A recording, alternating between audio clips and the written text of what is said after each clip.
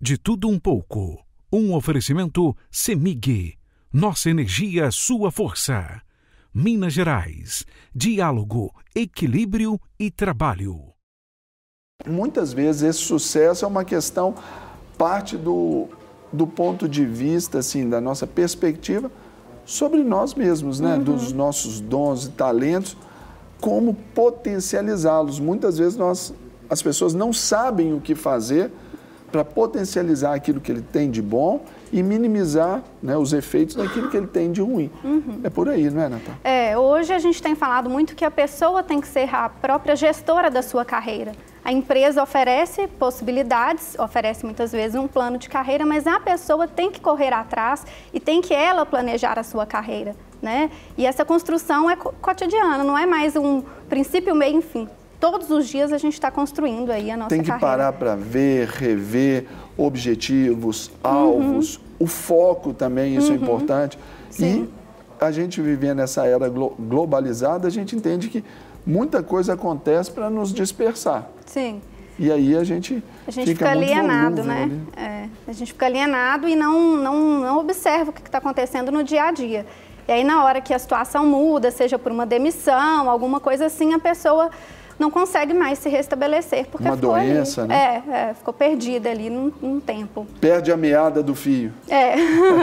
Agora, Natália, então vamos a essas dicas que você preparou para a gente aqui, levar ao nosso público de casa aí sobre esse desenvolvimento. E a primeira delas aí é: tenha essa autoestima e confiança. O primeiro ponto é a gente fazer uma autoavaliação. Independente se você recebe ou não um feedback, é você olhar para você, para a sua história e avaliar o que pode ser melhorado. Nem superestimar, você se achar bom demais ao ponto de não... o cara, e aí não aceita novos aprendizados, a pessoa não está disposta a aprender, ou subestimar, achar que é ruim demais e aí também não vai aprender, né? Porque ela se vê tão ali negativa que ela não está disposta a aprender. E como romper esses dois extremos aí? Talvez a vida ensine naturalmente a esse que acha que é o cara. Muitas vezes ele quebra a cara e ele tem que baixar a bola um pouquinho. Mas agora, e esse que a autoestima é bem baixa, ele nunca se vê nessa condição de poder? Como trabalhar isso? Eu acho que é muito a gente olhar para a nossa história, né? Olhar para trás e ver o que a gente já fez que teve sucesso, que seja na vida pessoal, na vida profissional. Em algum momento você conseguiu romper uma dificuldade. Então, muitas vezes, na nossa própria história, a gente consegue criar autoconfiança e coragem. Mas também a gente tem exemplos aí no mundo todo de pessoas que se superaram, pessoas que saíram aí de uma situação de muita pobreza, de falta de oportunidade de aprendizado e se superaram. Então, a gente pode olhar tanto para a nossa história quanto para a história dos outros. Para chegar nesse equilíbrio aqui da boa autoestima, ali, da autoconfiança num nível assim saudável, seria uma boa dica a pessoa ler biografias? Sim, ler biografias de pessoas de sucesso. Que aí vai conseguir buscar, olha, esse cara saiu do nada para estar onde está. Olha, esse aqui passou por tudo isso, mas chegou. Isso é legal, né? E às vezes a sua própria história, se é tão pouco o desafio que você está vivendo perto do desafio de outras pessoas, que você fala assim, nossa, eu tenho que dar um jeito, porque se fulano conseguiu, eu consigo também. E tem pessoas que até reconhecem isso. Olha, eu estou vendo esse cara aqui, ele passou por isso, eu também passei e tudo, mas um potencializou e o outro não aprendeu com a experiência, né? Você tem que aprender com as suas experiências. Isso que é a nossa inteligência, né? A nossa inteligência emocional que vem para esses aprendizados. Uma dica também que eu gosto é a própria postura. Sabe aquela coisa que a gente fala de manter a cabeça erguida? Não é só da boca para fora, né? É comprovado que quando a gente está triste, a gente fica cabisbaixo, fica com o corpo, ele responde. Quando você está feliz, seu corpo também mostra que você está ali empoderado e feliz. O contrário também vale. Eu posso estar por dentro mal, mas se eu me coloco numa postura confiante, de sucesso, já chego para trabalhar motivado, energizado, coloco uma música e vou para ali com energia, tende por dentro também a gente mudar. Então, é manter a cabeça erguida mesmo, não só da boca para fora, na atitude mesmo. E é interessante a gente ver ali, por exemplo, a própria Bíblia Sagrada nos ensinando sobre isso.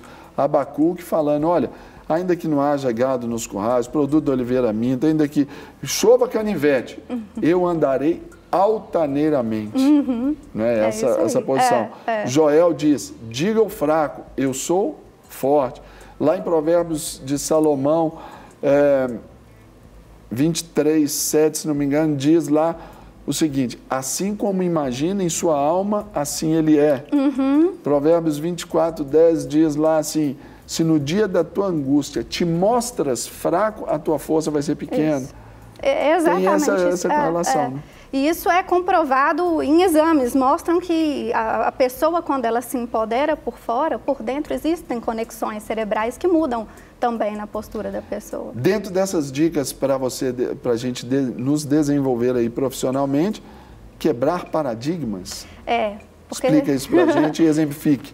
Tem muita gente que fica presa a um paradigma, a uma crença. Por exemplo, eu acho que tudo tem que ser difícil na minha vida. E às vezes você está numa situação que nem é tão difícil, mas você fica assim, não, se está fácil demais, está errado. Tá errado. Tem alguma coisa errada. Será mesmo?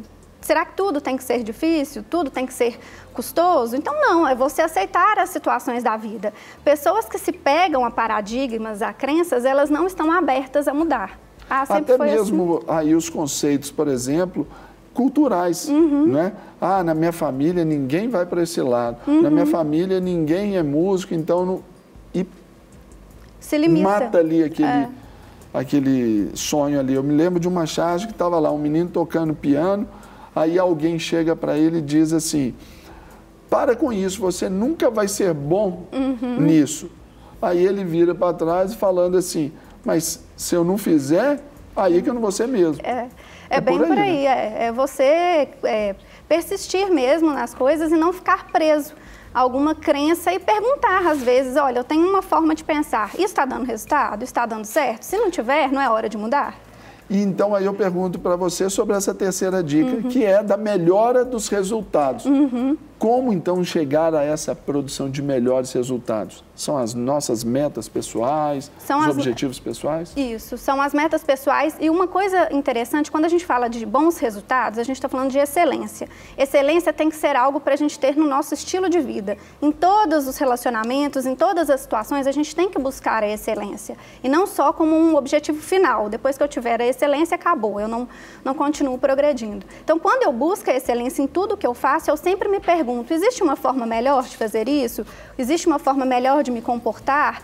Né? E aí é muito diferente de ser perfeccionista, porque o perfeccionista, ele cria um padrão de exigência tão alto que ele também não rompe. Ele fica ali, não, eu ainda não estou bom, eu não vou fazer. Não, o excelente, ele olha e fala, diante da situação, é o melhor que eu posso fazer? Então eu faço melhor. E o perfeccionismo também é um defeito de caráter também, né? A gente pensar nisso. Né? Revela muito dessa nossa baixa autoestima quando eu cobro do outro ou cobro da situação aquele mais alto nível. Porque eu me sinto cobrado o tempo todo. Isso tem que ser quebrado, né? Nesses paradigmas para os melhores resultados. E aí, então, vem essa quarta dica, que é criar as técnicas para lidar com os padrões emocionais. É um autoconhecimento também importante e consideração ao meio também, não é? Isso, Teve um outro programa que eu vi que a gente falou sobre inteligência emocional. E aí parte muito por essa questão de você se conhecer, saber dar nome às suas emoções e às emoções dos outros também, né? E aí o diferencial não é só eu saber a minha emoção. Eu estou triste, eu estou com medo. Tá, mas qual atitude eu estou tomando em relação a isso? Né? Excelência, bons resultados tem muito a ver com atitude. Como eu percebi que eu posso fazer melhor e eu faço. Eu reconheço que eu sou alguém agora, não estou emocionalmente bem, eu estou... não sei, com alguma incerteza, com medo, mas o que eu vou fazer com isso? Né? Como que eu vou sair dessa situação? E é muito parecido no coaching, né? A gente trabalha muito com perguntas poderosas para os nossos clientes, mas a gente pode fazer isso com a gente mesmo. Né? Eu estou me desempenhando o máximo que eu posso? Eu poderia estar fazendo algo melhor? Como que eu posso fazer melhor da próxima vez ou dessa vez? Que aprendizado eu tive? O que estabelece nessa próxima dica aí, que é ser mais proativo, ali aprendendo a adaptar-se melhor às circunstâncias. Porque nem tudo na nossa vida serão flores. Não. Nem sempre haverá aquele mar de rosas. Então, a gente tem que saber também entender as circunstâncias, ler o momento, ler ali as dificuldades para poder se adaptar ao meio e vencer essas adversidades, né?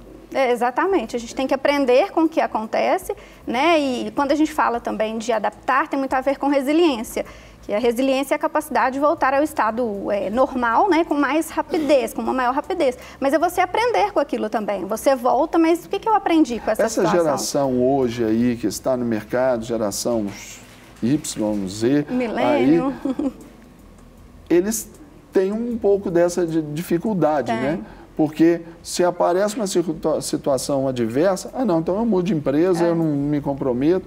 E isso é ruim pensando num desenvolvimento sistêmico aí no que tange a nossa própria vida, né? Eles são imediatistas, né? Não tá bom agora, eu mudo. E aí não cria realmente essa resiliência, essa capacidade de lidar com a dificuldade mesmo, tomar atitude diante a dificuldade. Pessoas mais experientes, mais velhas, têm mais facilidade normalmente com essa capacidade de resiliência. Então, para você, essa outra dica aí para você desenvolver-se melhor profissionalmente, e nós estamos falando aqui com a Natália Parreiras, que é coach empresarial, que é aumentar a capacidade de liderança e tomada de decisões. Isso também é treino, não é? É treino, inclusive um livro muito bom é O Poder do Hábito, que ele ensina a gente a como ter hábitos saudáveis e que vão produzir resultados satisfatórios, né? E aí tem muito a ver com a gente se autoliderar, com você também assumir responsabilidades.